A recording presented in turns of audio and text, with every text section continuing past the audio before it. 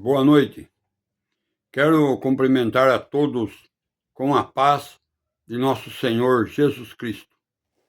Eu vou gravar aqui alguns vídeos e o título desse vídeo é 6 Heresia Cristológica, que distorcem quem Jesus realmente é. A verdade sobre Cristo não pode ser negociada.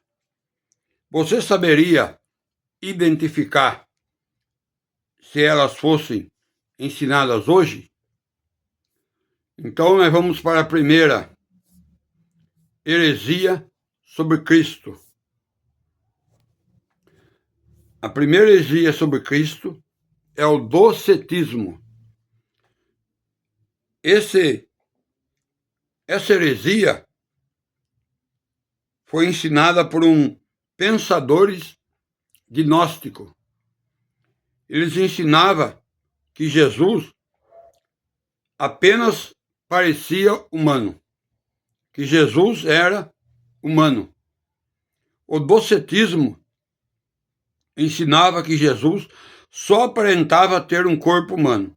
Para eles, Cristo era totalmente espiritual e sua encarnação foi uma ilusão.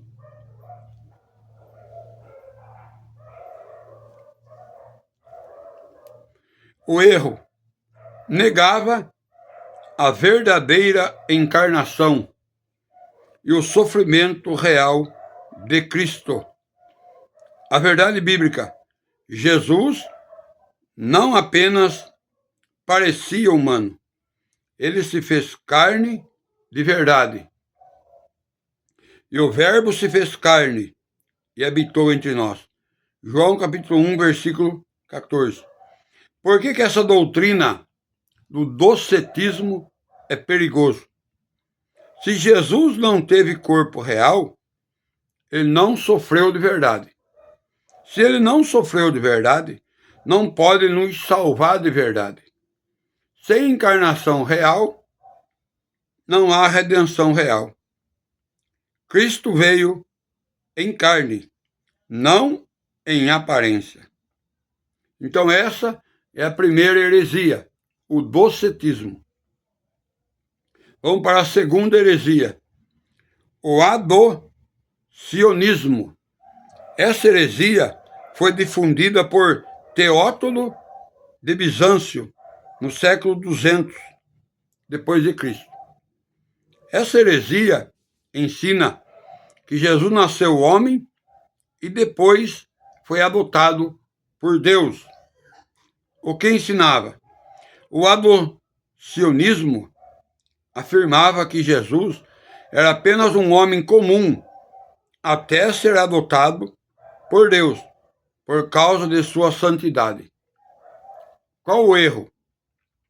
Negava que Cristo fosse eternamente Filho de Deus. Verdade bíblica: Jesus sempre foi o Filho de Deus. Ele não foi adotado, ele é eterno. O próprio Jesus declarou sua existência eterna. Antes que Abraão existisse, eu sou. João capítulo 8, versículo 58. Refutação apologética. Se Jesus foi apenas adotado, ele não pode ser o Salvador perfeito. A salvação exige um mediador que seja verdadeiro Deus, não apenas um homem. O adocionismo diminui Cristo e destrói o Evangelho. A Bíblia ensina que Cristo é eterno. Não há momento em que ele não existiu. Terceira heresia, arianismo. Foi ensinada por Ário no século IV depois de Cristo. Ário dizia: Jesus foi criado por Deus. Ário ensinava que Jesus não era eterno. Ele foi a primeira e mais elevada criação de Deus, mas não era da mesma essência do Pai. O erro negava a igualdade eterna entre o Pai e o Filho. Verdade bíblica. Jesus não é criação, ele é eterno. Ele é Deus verdadeiro, da mesma essência do Pai.